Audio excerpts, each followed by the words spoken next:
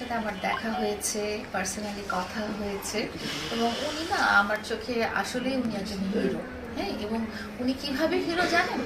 উনি খুব স্ট্রাগল করে একটা বড় পর্যায়ে চলে এসেছে, খুব ছোট জায়গা থেকে। উনি ওনার সন্তানদেরকে খুব ভালোবাসে, বাবা হিসেবে উনি একজন হিরো। উনি প্রেমিক পুরুষ হিসেবেও একজন হিরো। উনি ডাজন্ট ম্যাটার উনি কয়জন মহিলাকে ভালোবেসেছেন, সেটা তার ব্যক্তিগত ব্যাপার, কিন্তু আমি দেখেছি যে সে তার ভালোবাসাকে কিভাবে ছিনিয়ে নিয়ে আসার জন্য অভিনয় করেছে।